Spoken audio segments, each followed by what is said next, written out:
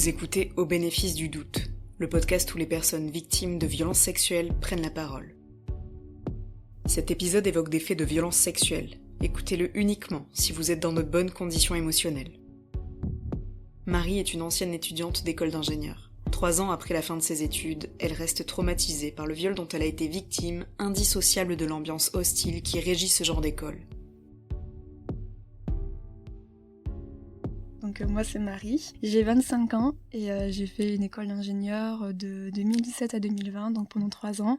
Pour ceux qui savent pas ce que c'est que l'école d'ingénieur, c'est une école pour avoir un diplôme d'ingénieur que tu fais généralement après une prépa, donc une classe préparatoire, qui dure 2 ans. À l'issue de ces classes préparatoires, tu passes un concours et selon ton classement dans le concours, tu peux intégrer telle ou telle école d'ingénieur. Moi, ce que je dis souvent et ce que je t'ai dit aussi, c'est que j'ai fait 3 ans d'école d'ingénieur et là, ça fait 3 ans que je suis partie. Et je pense que j'en suis encore traumatisée parce que j'ai toujours des souvenirs qui me reviennent et toujours plein de choses à raconter. Donc c'est pour ça que j'ai voulu témoigner auprès de toi et au bénéfice du doute. Donc je sais pas par où commencer. Même juste pour reprendre ce que tu viens de dire, tu disais que tu avais été traumatisée. Est-ce que tu as été traumatisée seulement par les violences sexuelles que tu as vécues ou par d'autres choses ? Tout. Enfin d'abord c'était par les violences que j'ai vécues moi parce que c'était... je pense qu'il faut que j'explique tout. Ouais, mais vas-y. T'es là pour ça, y a pas de souci. Vas-y. Attends, j'ai noté un peu tout ce dont j'ai entendu parler. Donc, il y a des faits de violence sexuelle que j'ai entendu parler par rumeur. D'autres, j'étais témoin, d'autres victimes. Et j'aimerais un peu les lister pour qu'on se rende compte qu'en 3 ans, avoir entendu parler de tout ça, c'est clairement pas normal. Donc, en école d'ingénieur, en 3 ans, j'ai été mise au courant de 2 tentatives de viol par le même étudiant, d'une agression sexuelle aussi. J'ai été témoin de garçons qui rigolaient sur le fait de bourrer une fille pour pouvoir profiter d'elle. J'ai été témoin aussi d'un harcèlement sexuel sur un ami à moi, agression sexuelle sur un autre ami à moi, du coup les garçons sont aussi victimes. Il y a plein de surnoms à connotation sexuelle, dont j'étais également victime, et il y en avait un qui m'a particulièrement marqué, que je ne vais pas donner pour respect par la victime, mais qui est une déformation de son prénom pour faire le jeu de mots avec une catégorie pornographique. Il y a aussi beaucoup de rigolades et beaucoup de surnoms à caractère sexuel sur les étudiantes qui avaient une sexualité un peu ouverte. Pour ça, c'est assez classique. Je pense que c'est pas uniquement une école d'ingénieur, mais bon, pas que les remarques... c'est un peu violent, mais sur le kilomètre de bite qu'elle a sucé, ce genre de choses. Ouais. Je suis désolée, je suis peut-être un peu trop crue. Non, c'est très bien, oui. Ça permet aussi de se rendre compte de la violence, en fait. Ouais. C'était assez très très courant sur une fille en particulier, donc je vais pas forcément dire qui c'est. Une fois, ça m'est arrivé justement de dire à quelqu'un, mais arrêtez avec ce genre de blague, parce que franchement, non, en fait, quand la personne en question n'était pas là, et on me répondait à chaque fois, mais elle en joue, elle le sait, elle le dit elle-même. C'est pas parce qu'elle le dit elle-même que ça doit être une blague et une critique permanente. C'était permanent. À chaque soirée, quand elle était pas là, il y avait forcément un commentaire sur elle, même quand c'était pas du tout approprié à la conversation. Pour avoir parlé à d'autres gens, d'autres écoles d'ingénieurs, et c'est pareil aussi. Je précise aussi que tout mon témoignage, je vais parler des violences sexistes et sexuelles parce que c'est ce que j'ai vécu, mais je tiens aussi à dire qu'il y a eu beaucoup de racisme aussi. J'avais un ami racisé et il se prenait des remarques « ta gueule, t'es noire ». Pareil, les étudiantes qui osaient parler, on les traitait de féminazis. Donc il y avait aussi de la grossophobie, avec des blagues du style « bois pas trop sinon tu vas rouler ». Uniquement aux personnes qui sont grosses. Il y a aussi la transphobie, j'ai été témoin de transphobie, LGBT-phobie. Je sais pas si j'ai tout dit, mais je tenais vraiment à signaler que, même si je parle que de sexisme, je suis parfaitement consciente qu'il y a aussi plein d'autres problèmes dans ces écoles-là, et donc je vais en revenir plus tard. Et moi, j'ai été victime de 3 agressions sexuelles par 2 étudiants différents, de 2 surnoms avec le mot « sexe » dedans, donc à caractère sexuel. Un surnom lié à ma vie intime, qui avait aucune raison d'être utilisé pour des surnoms. Une fois, il y avait une sorte... c'est un peu compliqué d'expliquer le contexte, mais il se trouve qu'une image de moi a été diffusée dans le cadre d'un journal télévisé étudiant où j'étais de dos. Et je précise que j'étais de dos sur un plan large, voilà. Mais j'étais en mini-short, parce que ça avait été filmé pendant l'été. Et que lors de la diffusion, j'étais au milieu d'une grande salle, et il y a 2 garçons, 2 étudiants, tous les 2 savaient que j'étais là et tous les 2 étaient assez éloignés de moi, qui ont fait des remarques sur mon cul en disant c'est le plus beau cul de la... Vous avez trop bien choisi votre image. Et ça je m'en suis rendu compte, je m'en suis rappelée assez tard. Après, en termes des surnoms, moi j'avais le droit à la blonde. Souvent quand je comprenais pas quelque chose du premier coup, j'avais normal t'es blonde. Et j'avais droit aussi à les chiantes, la blonde. Parfois c'était par des amis, mais bon, au bout d'une ou deux fois ça passe. Mais tous les jours, toutes les semaines, c'est pas normal. Et dans le même cadre, j'ai parlé du racisme, de la jutéphobie, etc. J'ai oublié le validisme. Parce que pareil, en termes de validisme, j'ai une amie qui est à moitié sourde. On le faisait souvent signaler qu'elle était à moitié sourde. En disant, quand elle comprenait pas quelque chose, qu'elle disait j'ai pas bien entendu, on lui répondait normal t'es sourde, ou quand quelqu'un d'autre n'entendait pas, on lui disait tu fais ta X, le prénom de mon ami. Donc il y avait aussi du validisme. Grosso modo, en école d'ingénieur, il y a très peu de personnes racisées, très peu de personnes justement en situation de handicap. C'est des gens qui sont issus d'un milieu socioculturel assez élevé, en généralité, donc on peut voir les chiffres. On peut surtout regarder Polytechnique, qui sont des chiffres assez marquants, donc je les ai pas en tête, mais je sais que je pense 90% des gens sont d'un milieu social culturel très élevé. Et en fait, dans mon école, on était entre 20 et 30% de filles, ce qui est généralement pour les écoles d'ingénieurs. Il y a des écoles d'ingénieurs avec plus de filles ou avec la mixité, mais c'est plutôt des écoles d'ingénieurs de chimie ou d'agronomie. Donc moi, j'étais pas dans une école de chimie ni d'agronomie, donc j'étais dans une école pas du tout la mixité. Et pour en avoir parlé à d'autres gens, c'est vrai que, des gens qui sont, qui sont sensibilisés, ils ont tendance à dire qu'à partir du moment où t'as pas la mixité, les violences sexistes et sexuelles sont quotidiennes. Donc même s'il y a des agressions et des choses très très graves qui se passent dans les écoles mixtes ou à majorité féminine, c'est pas forcément le même. Je pense qu'il faudrait le décortiquer, mais pour en avoir parlé à une amie qui a fait une école d'agronomie très célèbre, me disait que c'était pas exactement la même ambiance, mais il y avait toujours ce côté très sexuel, avec beaucoup de choses qui tournent autour de la sexualité, mais sans que les thèmes du consentement ou de l'inclusivité soient abordés. Donc c'est du sexe et du sexe. Ouais. C'est quelque chose d'assez récurrent en école d'ingénieur, et c'est pour ça que je viens ici, parce que je veux dénoncer ça, parce que pour moi c'est clairement pas normal. Comme je t'ai dit, ça fait 3 ans que je suis plus en école d'ingénieur, et j'y pense encore tous les jours. Et juste pour revenir aussi sur une anecdote un peu avant, pour montrer un peu le fait que le consentement n'est pas du tout un sujet, c'est que récemment, dans un contexte particulier, j'ai eu à re-regarder des vidéos, des clips musicaux qui avaient été faits au sein de mon école d'ingénieur, ce qui est fait souvent dans la mienne. Et j'ai noté ces paroles-là. Donc c'était un mec qui chante une chanson et qui dit mon école d'ingénieur X. Donc le nom, c'est les teufs, c'est les meufs, et c'est pouvoir choper la fille trop bourrée. Et en fait, ça c'est peut-être le rajouter, mais c'est super marquant pour moi aussi, parce que vraiment, il y avait vraiment une culture du viol qui était très prenante, et qui persistait quand j'y étais, parce que cette vidéo, même si elle était assez vieille, elle persiste encore, et le pire, c'est que ce genre de vidéos sont encore diffusées, sont encore regardées, et en fait, moi je comprends pas. Je comprends pas comment la personne qui a choisi les choix des diffusions de clips a pu laisser passer ça. Pour moi, j'estime que tu peux pas dire dans une parole qu'aller en école d'ingénieur, c'est pouvoir profiter d'une fille trop bourrée, quoi.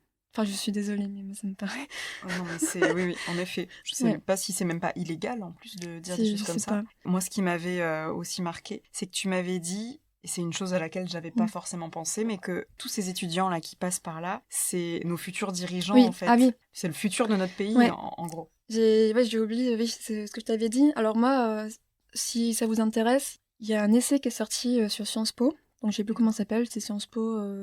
Domination Sciences Po, je sais plus, ou qui a été également fait interrogé par Salomé Saké sur Blast, donc je m'en souviens plus le nom de l'essayiste, mais vous pourrez trouver sur Blast, qui justement parle de ça en Sciences Po, et je pense que c'est exactement la même chose en école d'ingénieur, c'est que à Sciences Po et en école d'ingénieur, c'est des gens qui sont issus de catégories assez élevées, qui sont blancs, masculins, et qui sont des personnes qui vont avoir du pouvoir, que ce soit Sciences Po en termes politiques, et en école d'ingé, c'est des gens qui vont être des PDG, des dirigeants, des managers, même des managers, c'est déjà suffisamment de pouvoir. Bien sûr. Et en fait, ça, je dénonce grandement, parce que pour moi, l'école d'ingénieur, c'est une boîte à misogynie, à racisme, etc. Et qui accentue ça aux étudiants, et qui leur dit concrètement, vous pouvez être misogyne, vous pouvez être raciste, parce que non seulement vous avez 0 répercussion, et en plus, c'est drôle.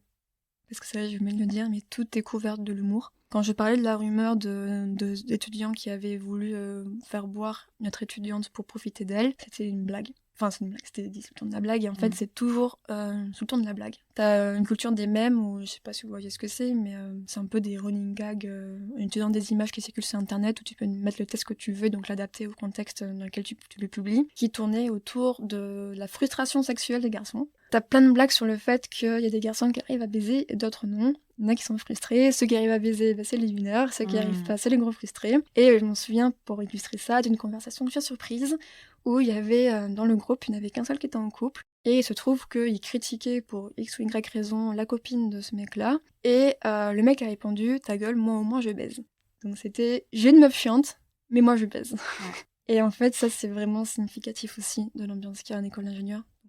Pour moi, c'était de la responsabilité de mon administration et de l'école de pouvoir me garantir une scolarité en sécurité. Et j'estime ne pas l'avoir eu, cette scolarité en sécurité. Et du coup, j'ai énormément de colère en moi parce que je pense que tout étudiant et étudiante, enfin, je parle de ce sujet-là, mais évidemment, je pense que partout également devrait. Mais je pense qu'on devrait redoubler d'efforts pour pouvoir garantir à tout le monde une scolarité en sécurité et complètement saine, quoi. Et du coup, pour finir sur ce que j'ai subi, j'ai aussi été également victime de viol et de harcèlement sexuel par la même personne, enfin, de agression et harcèlement sexuel par la même personne, qui est l'événement le plus traumatisant, je pense. Enfin, pas je pense, c'est sûr même. Et voilà. Donc c'est quelqu'un que tu connaissais? Ouais, alors c'était quelqu'un que je connaissais. Donc moi, ça s'est passé à la fin de ma 2e année. Donc c'était un étudiant qui était dans ma promo, que je connaissais juste parce qu'on était camarades de classe. On avait fait quelques projets ensemble, mais c'était vraiment rien passé entre nous. On s'était quasiment jamais parlé seul à seul, enfin c'était vraiment pas un ami, mais c'était quand même quelqu'un du groupe d'amis proches. Et en fait, j'ai été violée par lui lors d'une soirée, donc lui il était alcoolisé. Petite précision, parce que ça j'ai oublié de le dire aussi, mais en école d'ingé, il y a aussi 3 types étudiante, entre guillemets, pas forcément le bon mot, mais si t'es en couple, t'es plus ou moins protégée des agressions sexuelles, de la drague lourde, parce que j'ai pas parlé, mais il y a aussi de la drague qui est très présente. Honnêtement, je sais pas si j'ai fait une seule soirée dans mon école d'ingénieur sans sentir qu'un garçon était intéressé par moi. C'est pas forcément des agressions sexuelles tout le temps, même si j'en ai eu 3. C'est pas forcément de la drague lourde, mais c'est inévitable de sentir que t'es quand même un intérêt pour l'autre. Et ça, c'est très pesant. Si t'es en couple, c'est une sorte de moyen de te protéger, parce que t'es un peu intouchable. Et typiquement, il y avait un garçon, un étudiant, faut que j'arrête de dire garçon. Il y avait un étudiant qui était intéressé par moi, et quand il a appris que j'étais l'ex d'un de ses potes, il a dit « Ah, mais j'y touche plus ». Bon, c'est pas très grave, mais c'est symbolique du fait que le fait d'être en couple est plus important que le consentement. Que finalement, c'est le fait que la personne que tu désires, entre guillemets, est en couple qui fait que tu vas pas agir, et pas le fait que tu sens qu'elle en a pas envie. Et ça, pour moi, c'est très marquant. Après, comme je l'ai un peu abordé, si t'as une sexualité un peu ouverte, tu es victime de surnoms à caractère sexuel en permanence, de blagues, tu peux pas avoir une sexualité pas ouverte et qu'on te laisse tranquille, quoi. Et qu'on te dit juste c'est ton choix. Et du coup, si t'as une sexualité ouverte, il y a ça, si t'es en couple, on te laisse un peu tranquille. Moi, j'ai vraiment senti une différence entre le moment où j'étais célibataire et le moment où je l'étais pas. Je sais que c'est pas forcément le cas de tout le monde, parce que j'avais vu des témoignages de personnes qui disaient qu'elles n'avaient pas forcément senti une différence due à ça, mais moi, c'était très très clair. C'était très très marqué. Qu'on me laissait un peu tranquille quand j'étais en couple, et quand je l'étais plus, j'étais la cible, Ça m'avait marqué quand on s'était eu au téléphone la première fois. Tu m'avais dit que même se mettre en couple par dépit, justement pour être tranquille, en fait, c'était quelque chose de banal. Moi, c'est ce que j'ai fait. Alors, je sais pas si c'est banal parce que j'ai pas fait un sondage auprès de tout le monde, mais moi, j'ai l'impression que c'est un peu ce que j'ai fait. En école d'ingénieur, on te pousse aussi vachement à être en couple, mais enfin, surtout les mecs.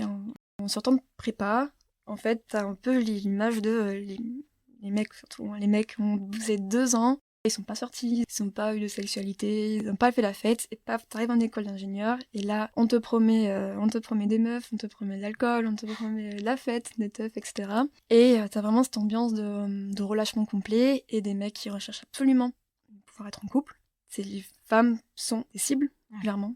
Pour moi, c'est vraiment ce que j'ai ressenti. Et les femmes, dans la binarité de la chose, en fait, des rôles genrés, t'as une image, il faut que tu sois en couple, il faut que tu vives ta vie et tout ça, laisse-toi faire. Et c'est vrai que moi, je suis sortie avec 4 étudiants pendant mon école d'ingénieur. Sur les 4, j'ai l'impression d'en avoir vraiment aimé qu'un seul. D'ailleurs, bonjour à toi si tu me lis, si tu m'écoutes. Et les 3 autres, j'ai l'impression que c'était par dépit et pas vraiment par choix. Il y avait une sorte de contrainte sociale à être en couple. Et ouais, moi je savais pas trop ce que je voulais, je sortais d'école de prépa, j'étais très jeune, enfin pour moi 20 ans c'est super jeune. Parmi ces relations, donc comme je l'ai dit, j'ai eu 3 relations que j'ai pas forcément désirées, et il y en a une qui s'est plutôt mal passée. Du coup, mon copain, mon ex, qui était triste quand je lui faisais pas de câlin en public, qui était triste quand je lui faisais pas l'amour, et en fait qui me mettait une sorte de pression. En fait, il me faisait du chantage émotionnel. Et il me disait, si tu veux pas me faire l'amour, c'est que tu m'aimes pas. Si t'as pas assez envie de moi, c'est que tu m'aimes pas. Pour moi, le sexe est primordial. Pour moi, les câlins, c'est primordial. Et qu'en plus, je suis pas du tout une personne qui fait des câlins en public. C'était pas du tout mon genre. Et pour lui, c'était que je l'aimais pas. Et en fait, je me suis souvent forcée pour lui. Et je pense que ça a joué aussi dans mon viol. Parce que j'ai pas forcément envie d'entrer dans le détail du viol, mais je me suis retrouvée dans une situation un peu bloquée, où je me suis dit, au final, t'as qu'à te laisser faire, parce que de toute façon, tu t'es déjà laissé faire, t'en es pas morte.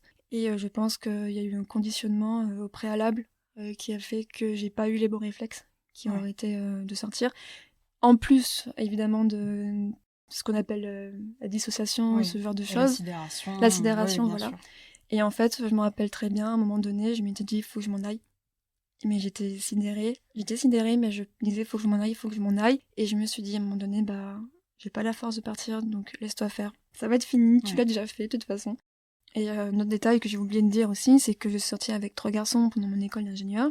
Et ces garçons, enfin 2, m'en voulaient énormément. Et que le garçon en question dont je parlais, qui pleurnichait quand je voulais pas lui faire l'amour, avait raconté même à d'autres amis en commun avec moi que j'étais plus ou moins toxique, que je lui avais menti. Et il était extrêmement en colère contre moi parce que c'est lui qui avait fini par rompre en disant mais tu m'aimes pas, tu m'as menti. On avait été 7 mois ensemble et pour lui c'était 7 mois de mensonge parce que je ne faisais pas ce qu'il voulait. Parce que quand il me proposait de faire une soirée avec lui, moi je voulais pas forcément, je voulais faire autre chose. Et en fait il m'imposait ses choix et quand je disais non c'était que je l'aimais pas.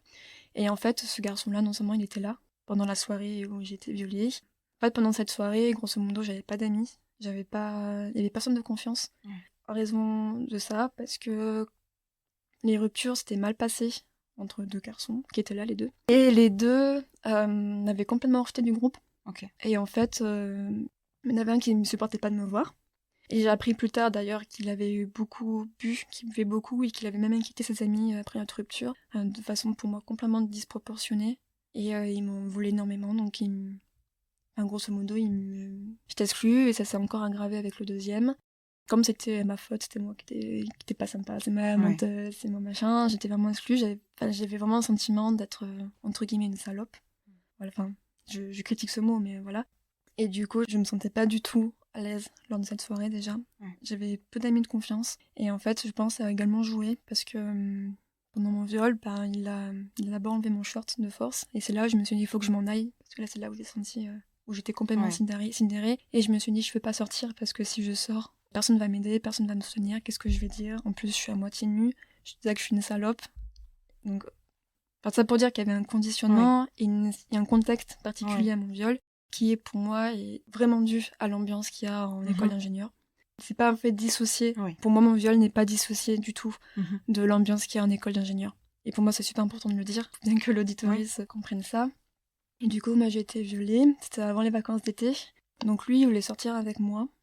Et pendant les vacances d'été, il a continué à me parler. Donc il m'envoyait des messages, il m'appelait. Donc moi, je me laissais faire parce que pendant les vacances d'été, j'étais en Italie. Donc j'étais complètement isolée.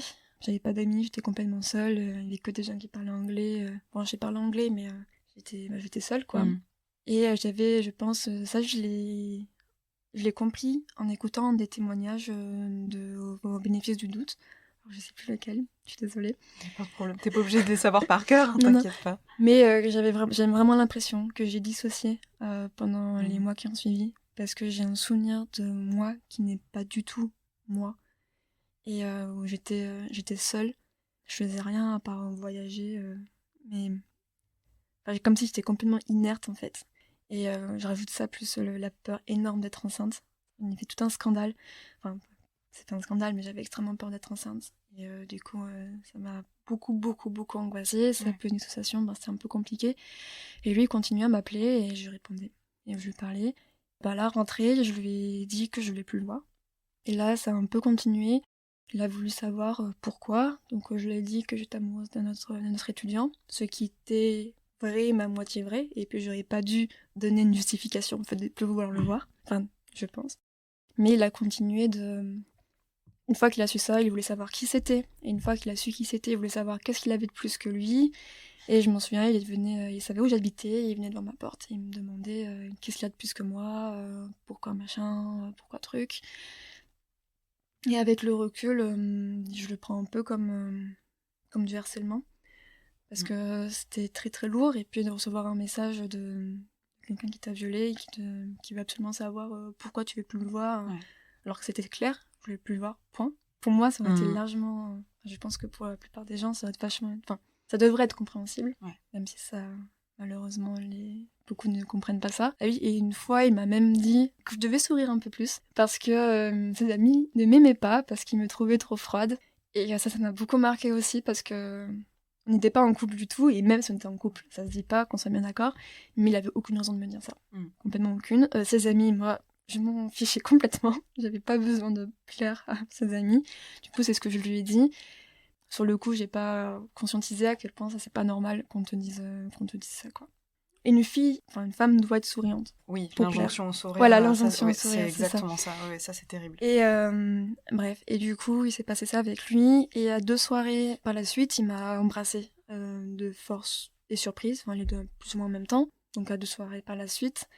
Et après, il a continué à me demander des services. Donc, par exemple, à me demander des cours ou des objets, des trucs. Donc, je les ai vus à chaque fois, mais là, peut-être enfin compris qu'il devait y avoir une certaine distance.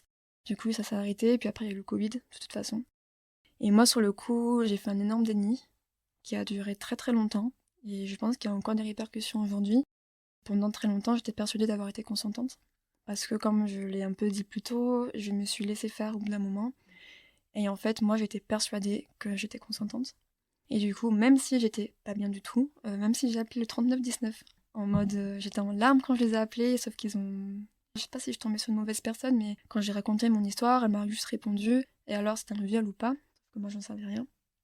J'avais aussi oublié des choses. Et en fait, ça c'est un peu revenu, c'est complètement revenu en fait, quand il y a eu la rumeur de l'agression sexuelle dont je parlais tout à l'heure, qui était sur notre victime, qui a eu vent au sein de mon école d'ingénieur et qui a mobilisé les étudiants de l'association étudiante, donc on appelle l'AE en école d'ingénieur. C'est les étudiants qui s'occupent de la vie étudiante en école d'ingénieur, qui ont fait du coup une assemblée générale pour pouvoir en parler, pour faire un peu de sensibilisation à ce sujet-là. Et moi je me rappelle qu'à un moment donné, je crois que c'était mon ex d'ailleurs, avec qui ça s'est très bien passé, qui m'avait dit « C'est déjà arrivé toi ?» Et sur le coup j'ai répondu non. Et 5 minutes après, j'ai eu... je pense que ceux qui ont une mémoire traumatique voient ce que je veux dire, mais t'as eu une sorte de flash où y a tout qui te revient d'un coup, et j'avais des sueurs et j'étais mais en fait je sais pas ce qui s'est passé. Et c'est là où j'ai commencé à être j'étais persuadée de pas avoir été violée, peut-être que si. Peut-être que si, mais ça a duré super longtemps le peut-être que si. Et ça s'est plus ou moins clôturé parce que, comme c'était pendant le Covid, la remise des diplômes a été décalée d'1 an. Donc on a eu notre diplôme en octobre 2021. 2 mois avant la remise des diplômes, j'ai commencé à stresser, à angoisser de façon énorme. Je pense que ceux qui ont un syndrome post-traumatique savent de quoi je parle, mais c'était les réveils nocturnes, c'était les insomnies, c'était les angoisses, c'était qu'il y avait un bruit chez moi, c'était un stress permanent. Est-ce que tu savais que c'était lié à ça ? Oui, mais c'était compliqué J'arrive pas trop à me souvenir ce que je pensais, mais c'était un peu compliqué, c'était lié à ça parce que je savais que je voulais pas le revoir. Et en fait, j'avais une peur énorme à l'idée de le revoir. J'ai recontacté une étudiante qui était à la cellule d'écoute des violences sexuelles et sexistes de mon école, qui m'a montré des témoignages de violences sexistes sexuelles. C'est là où j'ai commencé à me renseigner donc sur les milieux militants. Et là, c'est ce que je te disais, je suis tombée sur... je crois que c'était sur la page Nous Toutes, sur une photo d'une manifestation avec écrit sur un panneau « Céder n'est pas consentir ». Et du coup, je vous remercie Nous Toutes, très chaleureusement, parce que ça a été le déclic, je pense, final. C'est là où j'ai compris que j'avais cédé et que c'est pas parce que j'avais cédé que j'ai consenti, parce qu'avec le recul, j'étais pas du tout dans les situations de pouvoir dire non. J'étais pas du tout en situation d'avoir un consentement libre et éclairé. Et ça, je l'ai vraiment compris avec les milieux militants, et ça, je pense que il peut y avoir plein de défauts dans les milieux militants, mais il y a quelque chose de formidable, c'est que tu peux prendre conscience des choses. Donc du coup, ça m'a rendue malheureuse, parce que j'ai enfin réalisé que j'avais été violée, pour de bon. Mais c'est vrai que je n'aurais pas du tout réalisé, peut-être s'il n'y avait pas eu les milieux militants. C'est quand même bien, parce que le déni, pour moi, fait beaucoup de dégâts. Parce qu'encore aujourd'hui, je me demande toujours si je mens pas. J'ai toujours cette petite voix dans la tête qui me dit tu mens, t'as pas été violée, t'es rien arrivé. Et ça, c'est en permanence. Et j'ai l'impression que c'est la suite du déni, parce que pendant plusieurs années, je m'étais dit il s'est rien passé, même si j'étais stressée, même si j'allais pas bien, il s'est rien passé, de toute façon, tu mens, tout ça. Et en fait, encore aujourd'hui, je continue de me le dire. Et ça, c'est très compliqué pour moi. Donc, j'aimerais clôturer un peu ce qui me passait sur l'école d'ingénieur, parce qu'il y a eu toute une phase où j'ai voulu faire bouger les choses, ou en tout cas savoir comment ça se passait en école d'ingénieur, parce que du coup, j'y étais plus. Et ça s'est plus ou moins soldé par un échec. Ce qu'il faut savoir, c'est que moi, j'ai parlé à l'administration. Ils étaient au courant, justement, après la remise des diplômes, justement sous conseil de l'étudiante qui était à la cellule d'écoute des violences sexuelles au sein de mon école. Et du coup, je leur en ai parlé, et en fait, j'étais plus étudiante là, mais ils ont même pas voulu savoir le nom de mon violeur. Ils m'ont juste dit de porter plainte. Donc ok, ils ont bien accueilli ma parole, ce qui est quand même le minimum. Enfin, ils m'ont cru, quoi. Mais ça s'est un peu arrêté là, et il n'y a pas eu de suite. Et en fait, moi, j'estime aujourd'hui que je suis très en colère contre mon école d'ingénieur, parce que non seulement il n'y avait pas les structures mises en place lorsque j'étais étudiante pour nous garantir une scolarité saine, comme je le disais au début du podcast, c'est qu'il n'y avait pas de cellule d'écoute à l'époque. Donc l'étudiante dont je parle, ça s'est mis en place début 2020. D'accord. Donc moi, quand j'étais violée, il n'y avait rien du tout, on n'en parlait pas du tout, c'était pas du tout un sujet. Je crois que jamais personne n'avait parlé de consentement. C'était vraiment un non-sujet. Ouais. Parce que je voulais revenir sur l'impunité, comme je dis, je n'ai pas mon école d'ingénieur, elle n'a rien fait à part me dire d'aller porter plainte. Donc moi j'étais plus étudiante, donc d'un côté je peux me dire que ils pouvaient rien faire, mais d'un autre côté, il y avait des professeurs lors de cette soirée-là, c'est un peu compliqué à expliquer, mais il y avait des professeurs pas loin, et ils auraient pu non seulement demander aux professeurs, qui étaient toujours dans l'établissement. En plus, il y a plein d'événements post-école d'ingénieur qui ont lieu, qui sont des événements en général entre les alumni ou les anciens d'une école d'ingénieur, qui est assez très très courant et commun en école d'ingénieur, parce qu'il y a un réseau en fait professionnel qui est très fort en sortie d'école. Et en fait, il y a énormément de situations où j'aurais pu être amenée à le revoir. Que ce soit une situation des anciens, une rencontre des anciens, d'ailleurs, qui a lieu tous les 10 ans. Et ça, ils n'en sont même pas souciés. Alors que concrètement, il y a les 10 ans, je sais plus comment ça s'appelle ça, mais au bout de 10 ans, il y a une soirée qui est réservée justement aux anciens. Et là, je suis en train de me dire, j'y vais pas, s'il y a une chance qu'il y aille. Je sais pas ce que je vais faire, je pense que je vais lui envoyer un mail à l'administration pour leur dire, je veux qu'il ne puisse pas venir, parce que je trouve ça pas normal qu'il ait pu venir à ma remise des diplômes, parce que ça m'a concrètement pourri la remise des diplômes. Parce que j'étais tellement stressée que je devais absolument savoir où il était en permanence. Et je pense que c'est assez commun au stress. De savoir, d'avoir besoin d'avoir une sécurité autour de toi. Et en fait, une fois, je l'avais perdu de vue. Et il se trouve qu'il était juste à côté de moi. Et il m'a dit bonjour. Et là, panique, panique à voir. C'est cette hypervigilance constante. Ouais. Ah, voilà, c'est ça. Alors moi, maintenant, je l'ai un peu moins l'hypervigilance, mais à l'époque, je l'avais pas mal. Et donc voilà, en fait, pour moi, l'école aurait dû s'assurer du minimum. Du fait que je ne puisse pas tomber sur lui lors d'un événement des anciens. Et même tout en sachant tout ça, tu me dis qu'il y a une cellule d'écoute pour des violences sexuelles, mais du coup c'est plus une cellule d'accompagnement pour des personnes qui ont vécu ça, mais rien n'est fait en connaissant tout ce contexte misogyne, raciste, etc. Rien n'est fait en fait pour faire de la prévention des affiches auprès des étudiants. Ah, il y a des affiches. C'est bien connu que les affiches, ça règle tous les problèmes. Comme les flyers, d'ailleurs. C'est ça. Moi, je suis tentée, justement, de savoir comment ça se passait à l'école. Donc, j'ai contacté les étudiantes qui étaient responsables de ça. Et je me suis pris un gros vent, concrètement. En vrai, je leur en veux un peu, mais sous prétexte que j'étais une ancienne. Elles ont estimé que... Elles l'ont clairement dit, en fait. Que je valais pas trop la peine qu'elles perdent du temps avec moi. Parce que j'étais une ancienne. C'était passé il y a 3 ans, enfin, ou 4 ans, je sais plus. En 2019, donc... Et donc j'ai pas réussi vraiment à savoir ce qui se passait, mais je sais que maintenant ils ont mis en place des gardes, et en fait pendant les soirées, t'as des étudiantes formées, qui devraient être formées, qui n'étaient pas au moment de l'intégration. Et l'intégration, c'est le moment où tu rentres en école d'ingénieur, qui est en gros un mois de fête, grosso modo, ou de bonne ambiance, entre guillemets. Et aussi de l'agression sexuelle. Du coup, ils n'étaient pas formés à ce moment-là, alors que c'est pour moi le moment où qui est très propice justement à ces violences sexistes et sexuelles. Donc en fait, il y a des choses qui sont mises en place, et je suis pas sûre qu'il y ait de la mauvaise volonté de la part de l'administration, mais je pense qu'il y a une prise de conscience qui n'est pas suffisante, et je pense surtout que le gros problème, c'est qu'ils se cachent sous le fait qu'ils n'ont pas assez de sous pour faire ça, mais je sais pas si c'est vrai. C'est un peu une fausse excuse de se cacher derrière le manque de budget, parce que t'as plein d'associations qui viennent et c'est 50 € la journée en fait, donc c'est pas ou ça peut être gratuit pour les écoles qui n'ont pas les moyens, donc je pense des fausses excuses parce que je pense que c'est plus le temps qui leur manque, parce qu'en fait les personnes qui sont chargées de ça c'est grosso modo du bénévolat. La femme à qui j'ai parlé de mon administration, elle est directrice d'études, et je pense qu'elle fait ça sur son temps libre. J'ai cherché à lui parler, j'ai cherché à faire à témoigner ouvertement de ma situation, parce qu'il y a eu un sondage au sein de mon école, mais qui a été très très peu distribué. Donc, très peu de personnes ont pu le voir. Et en fait, moi j'avais envie à l'époque que ça soit... parce qu'il y avait quand même eu 6 viols dans ce sondage. Et du coup, il n'y avait pas une prise de conscience qui était suffisante de mon point de vue, parce que ce sondage n'avait pas été distribué. Et je m'étais dit...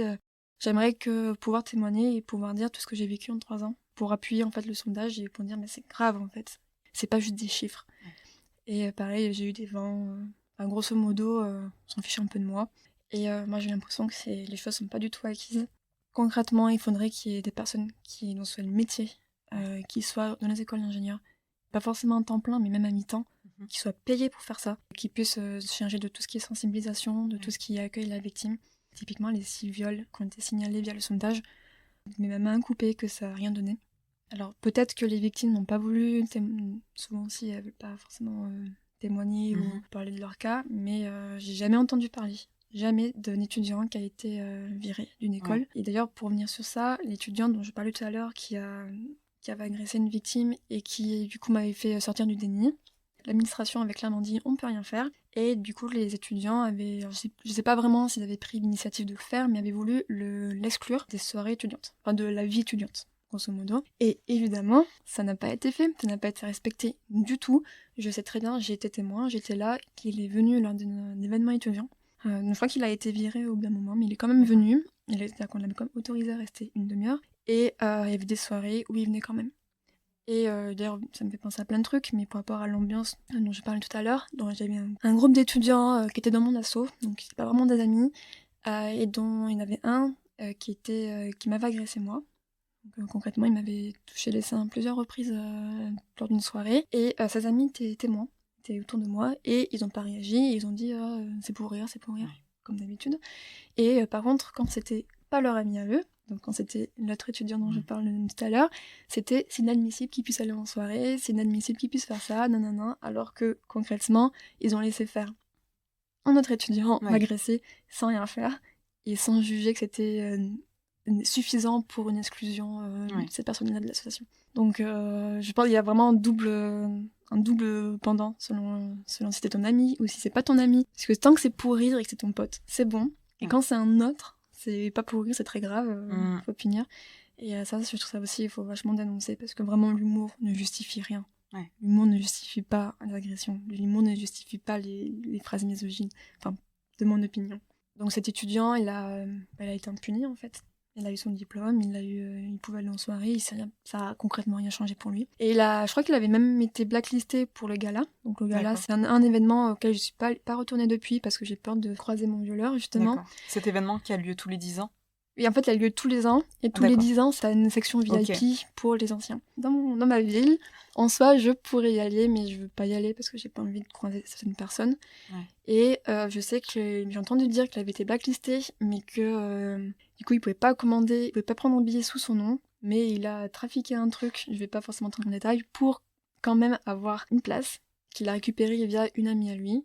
Donc en fait, comme t'as des amis de l'association étudiante qui te laissent entrer... En fait, même quand t'es blacklisté, même quand on sait que t'as fait quelque chose de pénalement répréhensible, ben t'as quand même des amis qui vont te dire oh, c'est pas grave, vas-y quand même, tout ça, sans se soucier une seule seconde de si la victime est ok de croiser son agresseur, alors que normalement elle devrait y aller sans avoir peur de croiser son agresseur. Ouais, et je pense pas non plus qu'on puisse dire c'est une fausse dénonciation. J'y crois pas du tout. Vu l'ambiance que c'est en école d'ingénieur, je crois pas une seule seconde qu'il puisse y avoir des fausses dénonciations. Donc pour moi, c'est vraiment très important de respecter les paroles des étudiantes et des étudiants aussi, parce que comme je dis tout à l'heure, j'ai aussi été témoin d'étudiants qui ont été agressés. Mais c'était toujours des étudiants au masculin qui agressaient. Ouais, du coup, au niveau de mon école d'ingénieur, moi j'aimerais faire plus, mais je suis un peu bloquée. J'ai l'impression qu'on me coupe la parole, qu'on me laisse pas parler, qu'on me laisse pas m'exprimer. Alors j'ai beaucoup lu, j'ai beaucoup écouté, je me suis beaucoup renseignée. C'est un sujet qui me tient à cœur et j'ai l'impression d'avoir un recul de ce qui se passe en école d'ingénieur qui est assez solide. Je sais comment ça se passe, je sais plus ou moins ce qu'on pourrait faire. J'ai plusieurs idées, j'aimerais témoigner ouvertement, j'aimerais ce genre de choses, mais on me coupe la parole, on me laisse pas parler, on me dit tout va bien, t'as rien à faire là, gros casse-toi. Non mais ça me met assez en colère en fait, de savoir que tout est pas parfait. De toute façon, on me l'a reconfirmé. Le président du club d'inclusivité de mon école d'ingénieur qui m'a confirmé que son asso était toujours considéré comme une plaie. Enfin, je sais plus quel mot il a utilisé, donc je vais pas me tromper sur ces mots. Mais qui était toujours mal vu, que c'était un peu les chiants qui veulent mettre de l'inclusivité partout, ce genre de choses. Et donc je sais que c'est pas parfait, et d'ailleurs de toute façon, j'y crois pas du tout que 3 ans après ce que moi j'ai vécu, donc tout ce que j'ai dit au début de l'épisode, qu'en 3 ans ça ait pu drastiquement changer. J'y crois pas du tout. Même si je pense qu'il y a du mieux, parce que je pense qu'il y a quand même du mieux. Peut-être que les paroles s'ouvrent, peut-être que les victimes parlent plus, ça je veux bien le croire, mais je suis pas sûre qu'elles soient mieux entendues et que ça aille plus loin et que les dénonciations aillent loin. Je suis pas sûre qu'une victime qui parle aujourd'hui a une garantie d'avoir une protection, d'être en sécurité lorsqu'elle va en cours. Je ne suis vraiment pas sûre, et je suis même sûre que non d'ailleurs, et je suis tombée sur plusieurs articles qui parlaient de notre école d'ingénieur où parfois tu avais un délai entre l'enquête et la dénonciation, le témoignage d'une victime qui était super long, et en fait en école d'ingénieur tu restes que 3 ans. Donc c'est sûr que si on attend 1 an pour que l'administration se bouge et fasse une enquête, ben en fait c'est 1 an de non-sécurité pour la victime. Faut aller plus vite que ça en fait. Ça suffit pas de parler en fait. Bien sûr. Parler ne suffit plus. Maintenant il faut écouter et prendre en considération et agir quoi. C'est mettre en place, maintenant que le télétravail, tu peux très bien dire à l'agresseur, tu peux suivre, enfin le télétravail avec tout ce qui est visu et tout, de suivre les cours à distance, ou de faire en sorte qu'ils prennent pas les mêmes promos, ou qu'ils soient pas les mêmes cours, pardon, ou qu'ils soient pas autorisés à aller en soirée. Enfin, j'imagine que ça peut être compliqué à mettre en place, mais moi concrètement, ça n'avait pas eu la fin de mon école et le Covid, j'aurais arrêté ma scolarité. Et moi, le déni m'a sauvée. M'a sauvée, entre guillemets, j'ai fait un déni et ça m'a permis d'aller en cours. J'étais pas bien, mais j'allais en cours. J'identifiais pas forcément, mais quand je suis sortie du déni, c'était avant la fin de mon école. Donc il y a eu plus ou moins 1 mois. Et j'arrivais à me débrouiller pour jamais être dans la même pièce que mon violeur. Et il y a juste une fois où il est rentré, comme dans une pièce où moi j'étais. Et je sais que je me suis levée violemment, je suis partie. Il m'a dit « Pourquoi tu pars ?» Je me suis retournée, je lui ai pas répondu. Je suis partie et j'avais une haine énorme. Enfin, une panique, une haine, une panique. Et en fait, tu peux pas avoir une scolarité dans ces conditions-là. C'est impossible. Donc, en fait, les options qu'on a, c'est soit tu fais un gros déni, qui a aussi des impacts sur ta santé mentale, soit bah, tu vas plus en cours. Soit tu vas plus en cours. Donc, pour moi, c'est très important. Et même si certains pensent que c'est un cas particulier, bah, c'est pas un cas particulier du tout. Je pense qu'il y a beaucoup de déni en école d'ingénieur, beaucoup de victimes qui laissent passer ou qui réalisent pas vraiment. Oui, voilà, qui s'en rendent pas compte. Qui s'en rendent pas compte. Alors, c'est pas du tout leur faute. Hein. Bien sûr. Mais ça met en lumière une vraie différence de traitement, en fait. C'est les étudiants sont privilégiés sur les étudiantes, enfin, en tout cas, leur bien-être. Parce que, comme tu dis, en fait, t'as failli arrêter tes études. Enfin, c'est quand même énorme. Et en effet, ça donne pas envie à d'autres étudiantes de venir étudier dans ces conditions-là. Et... Après, j'ai peur aussi de pas donner envie aux ceux qui m'écoutent, enfin celles et ceux qui m'écoutent d'aller en école d'ingénieur, mais je tiens aussi à dire que c'est pas forcément de fatalité, parce que je sais qu'il y a des groupes, tu peux former des groupes d'amis en école d'ingénieur très sains, et que c'est possible. Et que je pense que si tu veux faire une école d'ingénieur, donc là je m'adresse aux auditeuristes, vas-y, parce que je vais pas jamais te dire de pas le faire, mais j'aimerais que tu sois préparé. tu te prépares d'une manière ou d'une autre, et que tu arrives à te former un cercle d'amis, de confiance, à qui tu peux parler, à qui tu te sens en sécurité. Mais surtout, j'ai pas du tout envie que les femmes aillent de moins en moins en école d'ingénieur, parce que je pense que le problème vient que c'est pas mixte, justement. Et je pense pas que ce soit non plus la solution d'éviter ce genre d'école. Donc si tu veux le faire, franchement, vas-y, mais prépare-toi. Et je pense que juste écouter mon podcast, enfin écouter le podcast de Julie, ça suffira peut-être. Mais voilà. Mais t'as raison, parce que c'est vrai que le fait d'être préparé, de savoir quels sont les mécanismes qui sont en jeu, ben tu peux déjà avoir des pensées et avoir des mécanismes, des méthodes que tu peux déjà au préalable mettre en place. Et, et rien que ça, c'est important. En plus, tu parlais d'une association d'inclusivité. Donc voilà, il y en a. Et du coup, c'est possible, aux endroits où il n'y en a pas, d'en créer une peut-être. Même, je sais pas, peut-être que j'ai beaucoup de rêves, mais une asso féministe, en fait, qui lutte contre les violences sexuelles au sein même de l'école, peut-être que ça peut exister. Et si l'administration ne fait rien, peut-être que, malheureusement, c'est pas le rôle des étudiantes, mais on peut s'attribuer ce rôle-là de se dire ok, on va faire changer le truc pour éviter que ça nous arrive et pour éviter que ça arrive à d'autres personnes. Je suis d'accord. Après, là où je mettrais des nuances, c'est que je pense qu'il y a des choses, c'est pas les étudiantes de le faire. Parce qu'en fait, en école d'ingénieur, il y a énormément de choses qui s'appuient sur les étudiants, et en fait l'administration s'appuie sur les étudiants concrètement, et là c'est un peu le cas pour les violences. T'as les gardes, donc t'as les étudiantes qui défilent avec leur brassard en soirée, mais l'administration ne prend pas le recul quand il y a un cas d'agression, elle prend pas les mesures qu'il faut. Donc après il faut qu'il y ait des étudiants qui le fassent, et moi de ce que j'ai réalisé, c'est que tu rentres en école d'ingénieur, t'as 20 ans, et moi je trouve que c'est extrêmement jeune. Et en fait, moi, à 20 ans, j'avais aucun recul. Enfin, je sais pas toi, mais j'étais un peu néophyte. Et j'ai quand même l'impression qu'on est un peu trop jeune. Enfin, pour avoir parlé justement à plusieurs personnes, j'ai l'impression que parce que c'est entre 20 ans et 23 ans, tu peux pas vraiment... t'as pas le recul. Mais après, je pense que justement, il faut des gens qui sont au courant et qui y aillent et qui soient déter complètement. Et ça, du coup... Tu veux faire changer les choses en école d'ingé, moi je te dis juste fonce. Et puis je pense que vraiment pour moi le conseil c'est d'avoir un cercle d'amis de confiance, enfin non seulement avoir les mécanismes et avoir un cercle d'amis de confiance, parce que moi c'est ce que j'avais pas. Et je pense que ça a énormément joué sur ce qui m'est arrivé. Mais je suis d'accord sur le fait que 20 ans, c'est très jeune. Moi aussi, je réfléchis à moi quand j'avais 20 ans, j'étais absolument pas sensibilisée sur ces questions-là. Et justement, c'est en me faisant agresser quand j'avais 28 ou 29 ans. Et ben c'est là, avec cet événement-là, j'ai refait tout le film de plein de situations, en fait. Et je crois qu'on en avait même parlé au téléphone. Pareil, Et c'est là que tu dis, mais mince, mais cette fois-ci aussi, ben, c'était une agression. Et cette fois-ci aussi. Et en fait, tu te rends compte que tu as laissé faire des choses sans le savoir. Exactement. Donc 20 ans, c'est très jeune.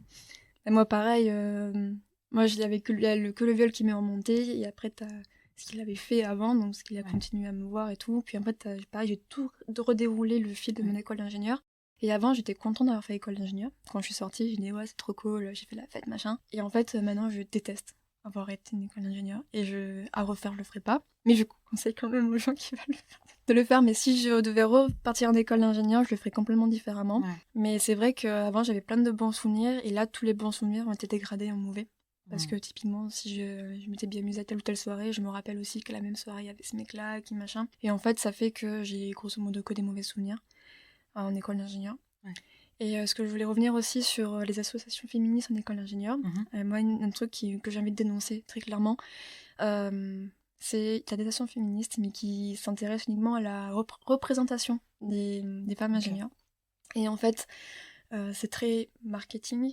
Et en fait, je sais pas comment expliquer ça, mais en fait, ça a été très très marquant le jour des filles et femmes de sciences. Alors je crois que c'est le 8 février, si je dis pas de bêtises. Enfin, c'est en février, t'as une journée qui est consacrée aux filles et femmes de sciences, et qui mettent en avant des profils de femmes de sciences, donc des chercheuses, des professeuses, ce genre de choses, mais qui pas un mot sur les violences sexistes et sexuelles. Alors pour moi, c'est complètement lié, parce que s'il y a toujours aussi peu de femmes en école d'ingénieur, c'est clairement lié à cette image que ça a aussi, quoi. Donc il n'y a pas... La représentation, c'est vrai que c'est quelque chose, parce que moi j'ai été touchée, enfin moi j'étais une mateuse dans l'âme, mais heureusement que mes profs étaient des femmes, enfin j'avais des professeurs de maths qui m'ont poussée à aller plus loin. Mais donc ça joue, c'est très important d'avoir une représentation, mais c'est largement pas suffisant, et je pense qu'il faut aussi s'attaquer et décrire ouvertement les violences sexistes et sexuelles, et l'approche en général des écoles d'ingénieurs joue beaucoup sur l'image. l'image qu'elle renvoie. Donc c'est un peu pour ça aussi qu'elle ne veut pas forcément trop en parler des violences sexistes et sexuelles qu'il y a au sein de leur établissement. Et que les écoles s'attaquent à l'image en montrant des profils de femmes ingénieures qui arrivent, qui ont la belle vie, quoi. Et avec le genre de discours, quand on veut, on peut. Quand tu veux être scientifique, il faut savoir se relever après être tombé, le genre de choses que j'ai vu, que ce soit à la fac de ma ville ou de mon école d'ingénieur. D'ailleurs, dans mon école d'ingénieur, ils avaient fait une vidéo de promotion. Ils ont dit femme ingénieure sans E. Et en fait, je sais plus exactement ce que c'est, mais ils ont même pas conjugué au féminin. Et ils ont été interviewer un homme. Et il disait, on a du mal à trouver des femmes experts. Et moi, je me dis, mais pourquoi t'as pas dit experte? Même dans les mots qui étaient choisis, j'avais l'impression que c'était pas encore ça. Ouais. Et du coup, les écoles s'attachent beaucoup à l'image qu'elles envoient. Et en fait, s'attaquent très peu aux violences sexistes sexuelles. C'est un peu tabou. Je crois que c'est la Polytechnique, Centrale Paris et AgroParisTech. Il y a eu des sondages qui sont sortis, dans des articles comme Le Monde, par exemple, qui ont sorti les chiffres, donc qui ont quand même fait beaucoup parler. Les chiffres, c'était autour de... Une répondante au sondage sur 10 avait été violée, 1 sur 5 agressée. C'est quand même des chiffres énormes. Ouais. Et en fait, ces chiffres sont sortis probablement parce qu'il y a eu de la pression de la part des entreprises qui étaient affiliées, genre de choses. Et en fait, dans les écoles qui sont moins reconnues, comme la mienne, même si c'est une très bonne école, mais c'est pas les 3 dont j'ai parlé. C'est un peu l'histoire, il faut que tu aies une bonne image. En fait, tout sur l'image. Et c'est juste que les écoles les plus renommées, ça a pété, ça a fuité, parce qu'il y avait une trop mauvaise image interne du violence sexiste et sexuelle, parce que c'était des écoles qui sont trop renommées. Mais j'ai l'impression que tout repose sur l'image encore. Du coup, je déteste la journée des filles, des femmes de sciences. Ouais, je comprends. Avec cette explication, je comprends complètement. Parce que oui, je suis complètement pour la représentation. Hein. C'est pas du tout ce que je dis. Hein. Je dis pas que c'est une mauvaise chose. Oui, j'entends, mais il faut voir les choses dans la pluralité, la globalité, en fait. Et je pense pas qu'en publiant juste des profils de chercheuses qui disent quand on veut, on peut, ça aide. Concrètement pas, parce que moi, je suis désolée, j'ai été violée. J'aurais pu arrêter mon école à cause de ça. Je ne pouvais pas. Enfin... j'ai même pas les mots en fait pour décrire la colère que j'ai vers ce genre d'institution, parce que pour moi ils ont rien compris en fait. Juste attaquer à la représentation et dire quand on veut on peut pour motiver les femmes à aller en école d'ingénieur, pour moi ça en passe à côté du problème quoi. Et pour mon cas ça a été complètement passé à côté du problème. Et d'ailleurs pour revenir sur mon école, donc moi ils savaient pour mon cas, j'ai un ami aussi qui leur avait parlé, je crois qu'il était même pas diplômé à cette époque-là, et pareil l'administration n'a même pas voulu savoir le nom de l'agresseur. Donc c'est même pas qu'ils ont pas lancé. Et ils lui ont dit à mon ami, on revient vers toi. Ils sont jamais revenus. Étonnamment. Et pareil, tous les cas dont j'ai entendu parler, de faits dont l'administration était au courant, n'ont abouti à rien. Et moi, quand je suis allée porter plainte l'an dernier, quand j'ai dit le nom, donc je suis porté plainte au commissariat de police qui est juste à côté de mon école d'ingénieur. Donc c'est un hasard. Hein. Mais quand je lui dis ça au policier, il s'est levé et il est parti. Et quand il est revenu, il m'a expliqué pourquoi il est parti, parce que moi je pensais que c'était ma faute. Il est parti parce que je lui avais dit que l'administration était au courant et qu'elle avait rien fait. Et il m'a dit, c'est pas normal, normalement, quand t'es au courant d'un cas criminel répréhensible, du coup criminel ou même pénalement répréhensible, au sein d'un établissement, l'administration est obligée de le déclarer au procureur. Je sais pas exactement comment ça marche. Je sais qu'il y a une association qui s'appelle CLASH. Donc CLASH, c'est pour les enseignements supérieurs, en grande partie. Sur laquelle vous pouvez trouver des infos et qui expliquent ce que les écoles sont obligées de faire. T'as plusieurs lois, t'as plusieurs trucs. Et en fait, donc même les cas où ils étaient au courant, ils ont rien fait. Et pareil, moi j'avais répondu à un sondage, c'était milieu 2020, mais j'étais encore étudiante. C'était un sondage pour savoir quelle était l'ampleur des violences sexistes sexuelles, et moi j'avais dit que j'avais été violée. Parce que c'était au moment où je sortais du déni, où j'avais besoin d'aide. Pareil, ça n'a pas donné suite, ça n'a rien donné. L'administration ne s'en est battu les ovaires et les couilles. L'administration n'a rien fait du tout. Il y a quand même une inaction qui est quand même flagrante pour moi au sein de l'école d'ingénieur. Et du coup, t'as porté plainte. Qu'est-ce qui t'a amené à porter plainte ? Alors déjà, moi, j'étais persuadée de jamais porter plainte. Et en fait, je pensais que ça me suffirait de lui parler. Donc en fait, mon agresseur, mon agresseur, je lui ai parlé, par message, je lui ai dit que j'avais pas été consentante. Bon, j'ai pas des détails. Et en fait, j'étais assez en paix après ça, mais après ça m'est revenu. Et en fait, moi, je me sentais plutôt bien. C'était en début de l'été l'an dernier, c'était en juillet l'an dernier. Je me sentais plutôt bien. Et moi, je lui ai un peu fait ça sur un coup de tête. C'est qu'il y avait un jour, il n'y avait pas de bus. Il n'y avait pas de métro, il n'y avait plus de bus, c'était le même problème. Et du coup, en fait, j'avais une journée à rien faire parce que j'avais pas mon ordi parce qu'il était à mon labo. Et du coup, là, je sais pas pourquoi, je me suis dit, quitte à perdre la journée, autant porter plainte. Et en fait, il y a une envie de porter plainte parce que je m'en sentais capable. Et je savais, c'était pas longtemps après Double Peine, le hashtag Double Peine, qui avait commencé à Montpellier, qui m'avait beaucoup marqué et qui m'avait, je pensais, m'avait convaincue à ne jamais porter plainte. Ouais. Et en fait, un jour, je me suis sentie suffisamment stable, suffisamment bien pour aller porter plainte, suffisamment courageuse pour y aller. Et je me suis dit, moi, c'est ma façon de militer, de parler à la place de ceux qui ne peuvent pas. Parce que si vous vous sentez pas capable de porter plainte, c'est pas votre responsabilité de le faire. Enfin, j'estime que c'est pas la responsabilité de la victime. Si vous le sentez pas, vous le sentez pas. En gros. Bravo. Oui. Et ça aussi, c'est une façon de militer, bien que, comme tu l'as bien rappelé, si on porte pas plainte, c'est pas grave, mais du coup, grâce aux gens comme toi, c'est un peu porter la parole des autres aussi. Voilà. Donc, parce que je pense qu'une manière ou d'une autre, il faut quand même porter les chiffres. Ouais. Parce que c'est... Alors, je dis pas du tout qu'il faut porter plainte, hein, mais moi, j'ai aussi voulu porter plainte pour que ce soit considéré que dans les chiffres. Donc, pour qu'on puisse dire, il y a tant de dépôts de plainte cette année, mais combien qui sont classés sans suite. Et en fait, c'est important aussi de montrer à quel point l'écart est énorme entre le dépôt de plainte et ce qui n'est pas classé sans suite. Donc, c'est aussi pour ça que c'est pour moi important de le faire. Mais surtout, n'allez pas porter plainte pour des chiffres. Hein. Enfin, allez porter plainte si vous le voulez et si vous en sentez capable, surtout. Quand t'as porté plainte, du coup, il y avait ce policier qui allait se renseigner, qui est revenu. Ça s'est bien passé. Oui, alors moi, ma plainte s'est bien passée. C'était pas parfait, mais c'était, je pense, très largement acceptable. Non, moi, j'ai pas... En plus, j'y suis allée 2 fois parce que j'ai fait un complément de plainte. Parce qu'en fait, moi, je suis allée porter plainte, comme je vous le disais, sur un coup de tête. J'avais rien préparé. J'étais dans la lune complètement, ça a duré 4 heures, c'est super long, un dépôt de plainte. C'est super angoissant parce que tu vois le policier remplir des papiers, en termes administratifs, vraiment il faudrait que la police fasse un effort sur accélérer les choses parce que c'est quand même assez douloureux. Mais il a été quand même à l'écoute, il m'a cru. Quand je lui ai dit que je pensais que 3 ans c'était trop tard, il m'a dit mais tu sais l'an dernier, il y a une victime qui est venue, elle a posé plainte, ça faisait 10 ans. Pour moi il a été vraiment chouette, le policier. Probablement que c'est un cas rare parce que je sais parfaitement conscience aussi que la police est très très loin d'être parfaite. D'ailleurs, d'où le hashtag Double Peine. Mais moi, ça s'est bien passé. Du coup, comme je n'avais rien préparé, il y avait plein d'erreurs. Enfin, pas des erreurs, mais des oublis. Typiquement, j'ai oublié de dire qu'il m'avait agressé à 2 reprises par la suite, ce qui est très, très important. Bien sûr. Et du coup, je suis revenue en janvier de cette année pour faire un complément de plainte. Donc, je voulais tomber sur le même policier, mais il n'était pas là. Donc, gros coup de stress pour moi en me disant, mais sur qui je vais tomber. Donc, j'ai eu un autre policier, mais qui était pareil. En fait, les 2 policiers que j'ai eu étaient un peu maladroits. En mode oh les garçons de nos jours, machin. Mais ils m'ont cru.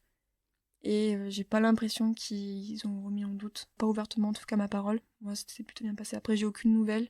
Ça fait 1 an. Et donc, juste pour repréciser, tu m'avais dit que le complément de plainte, tu l'avais fait à l'écrit pour t'aider. Ouais, le complément de plainte, j'ai fait un récit circonstancié. Donc là, mon copain m'a beaucoup aidé parce que je voulais l'écrire, mais j'étais incapable d'écrire. D'accord. En fait, j'étais incapable de me relire sur ce sujet-là. Et du coup, en fait, il m'a posé des questions à l'oral et à l'écrit, il a retracé... j'ai témoigné devant lui, en fait. Il a écrit, donc en fait, moi, j'ai envoyé un récit très précis de tous les faits, donc avec tous les témoins, avec tous les trucs les plus précis dont je me rappelle. Alors, je sais pas si c'est une bonne chose, mais j'ai fait ça. Puis j'ai envoyé aussi une conversation SMS, parce que je vais pas en parler. Mais... Ouais, moi je n'étais pas préparée du tout, donc je conseille quand même de le faire, de vous préparer si vous pouvez. Pareil, je l'ai appris sur un podcast de Au bénéfice du doute qu'il vaut mieux aussi venir avec un avocat. Donc moi j'avais clairement pas les sous, de toute façon, donc je serais jamais venue avec un avocat, mais si vous pouvez venir avec un avocat ou avocate, vous pouvez. Et pareil, j'imagine qu'il y a des associations qui peuvent aider. En termes d'associations, moi j'ai beaucoup été en contact avec France Victime, qui est vraiment trop bien, et là actuellement je suis en suivi psychologique avec France Victime, donc avec des consultations gratuites. Parce que je suis pas Crésius, quoi. Et du coup, il y a quand même des associations, c'est vraiment des initiatives qui sont super cool en France. Après, il y a toujours le problème que c'est pas assez rémunéré. Enfin, il n'y a pas assez de sous. Il y a, pareil, les suivis que j'ai, c'est une fois tous les mois ou tous les 2 mois. Alors, c'est peut-être pas suffisant, mais au moins ça existe. Donc, quand même, faut quand même vachement encourager ces initiatives, quoi. Puis c'est tellement vite onéreux en fait. Au bout d'un moment, tu te rends compte que tu as un budget pas possible qui va au-delà de ton budget de course alimentaire en fait, juste pour ta santé mentale. Pareil, maintenant ça commence à être un peu remboursé aussi par la mutuelle. Mais moi à l'époque, quand j'ai en 2020, en 2021, quand j'ai commencé à avoir vraiment les symptômes du stress post-traumatique, du coup je peux parler de ma santé mentale. Oui, bien sûr. Vas-y, je t'en prie. Moi ce qui s'est passé, c'est que j'étais à l'approche de la remise de diplôme, justement, je devais le revoir.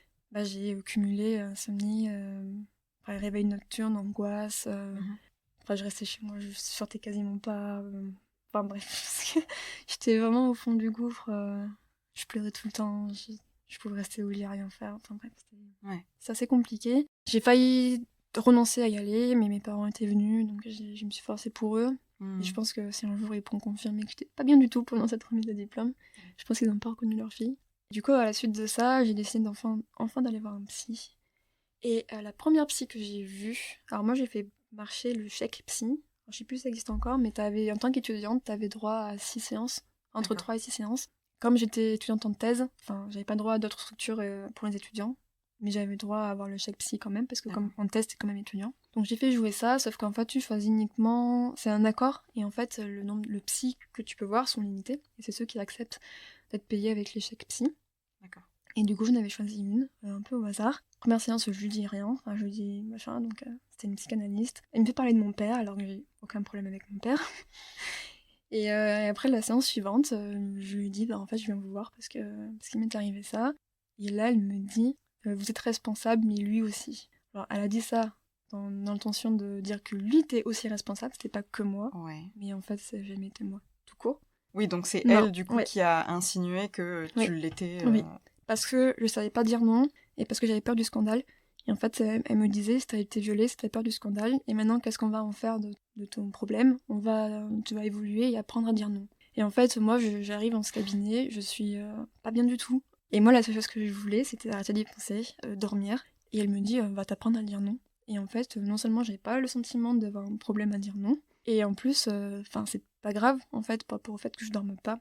Du coup, cette psychologue, je lui ai mis il n'y a pas très longtemps un avis très négatif sur Google, parce que c'est pas normal, c'est clairement pas normal.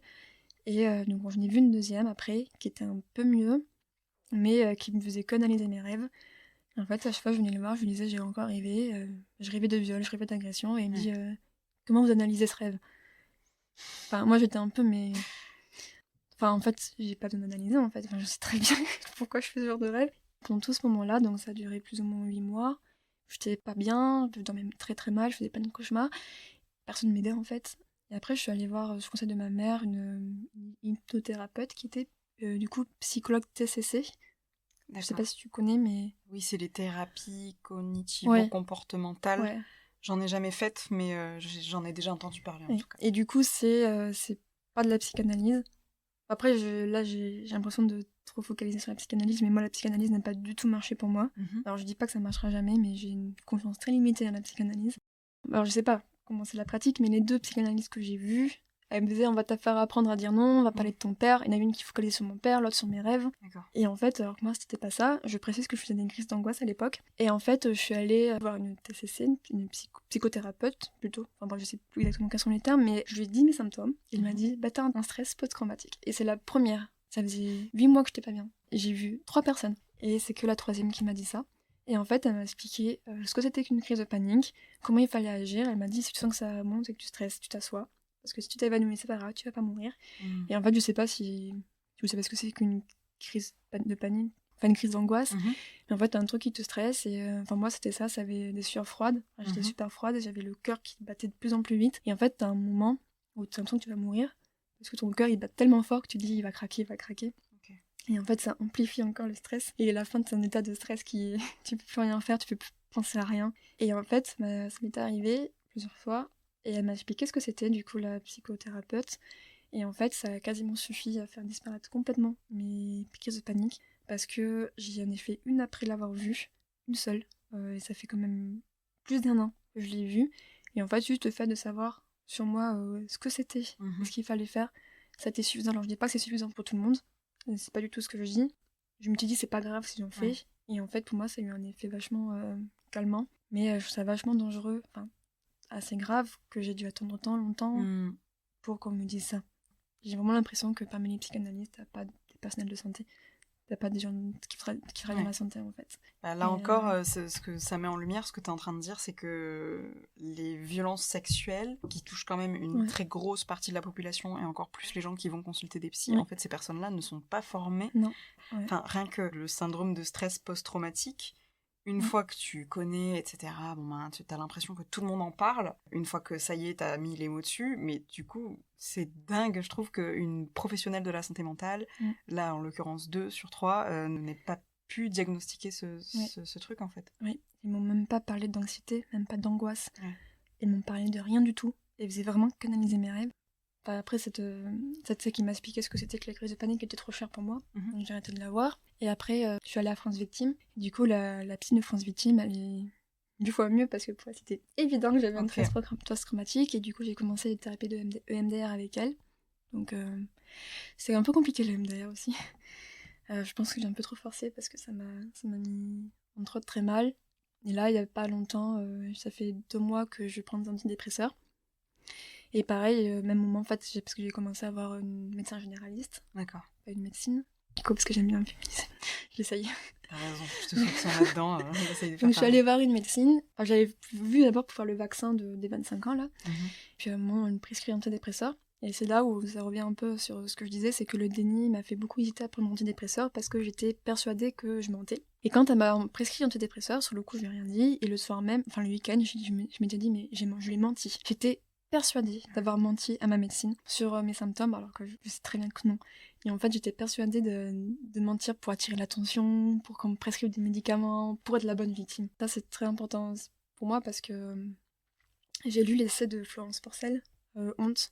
Elle en parle justement du fait de la bonne victime. Alors, je vous conseille, avec les trigger warnings évidemment, cet essai pour ceux et celles qui auraient été victimes de violences sexuelles parce que ça parle un peu de un peu son parcours. Et ouais, du coup, cette image de la bonne victime qui est la victime qui est sous antidépresseur, qui prend des anxiolytiques, qui dort pas, qui vit d'insomnie, qui arrive pas à travailler, qui pour être cru, faut que tu sois mal.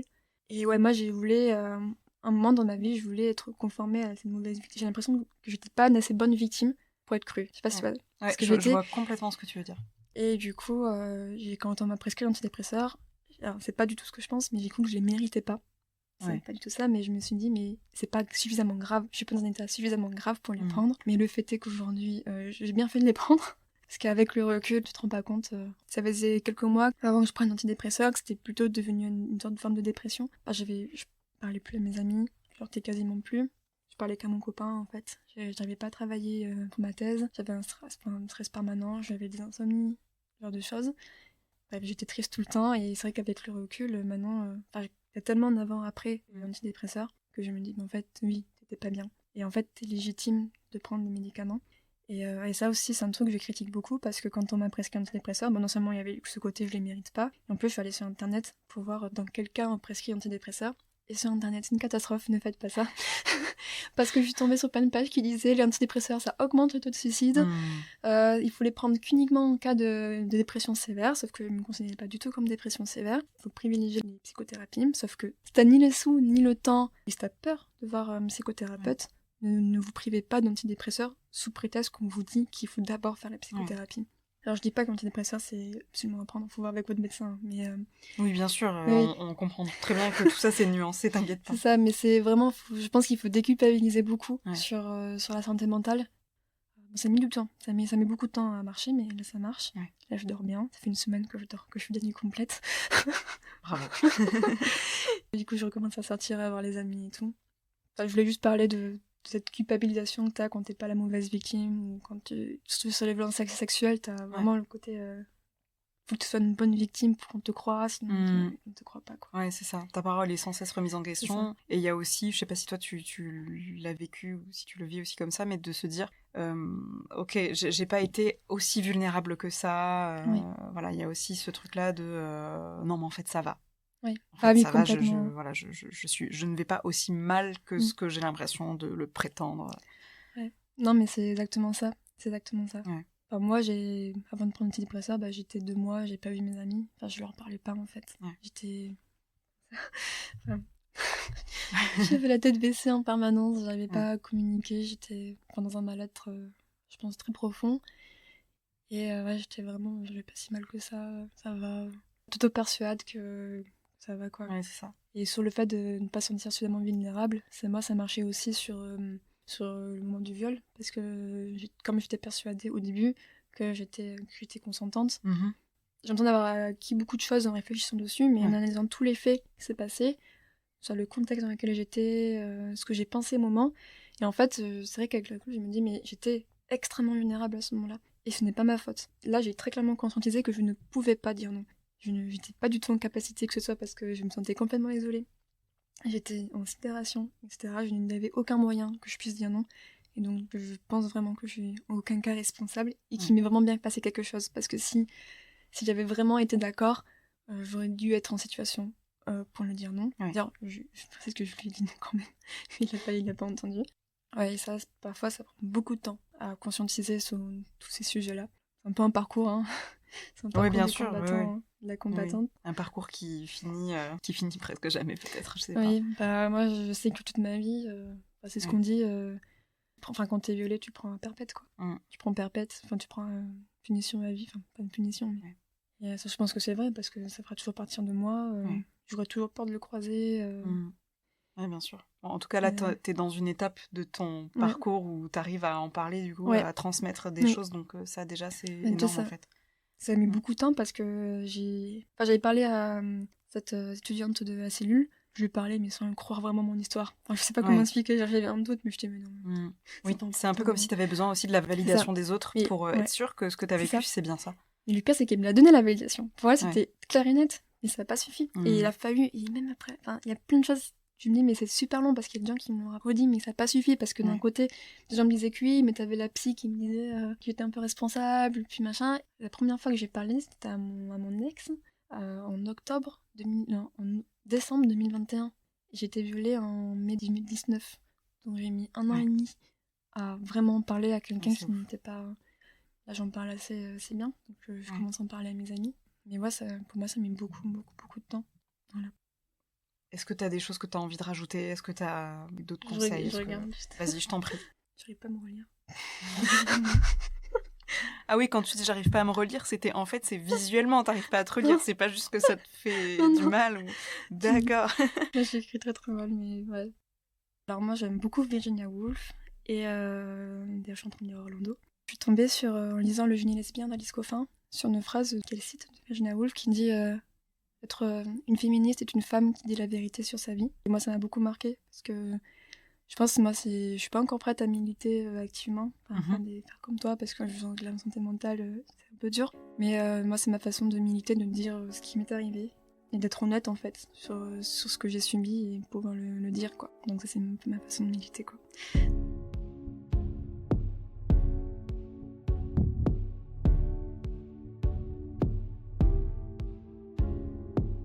Merci à Marie pour la précision de son témoignage si complet et qui donne matière à réfléchir sur les grandes écoles qui sont censées former l'élite de la France. Vous venez d'écouter le 7e épisode du podcast Au bénéfice du doute. Si vous pensez qu'il peut être utile à d'autres personnes, n'hésitez pas à le partager.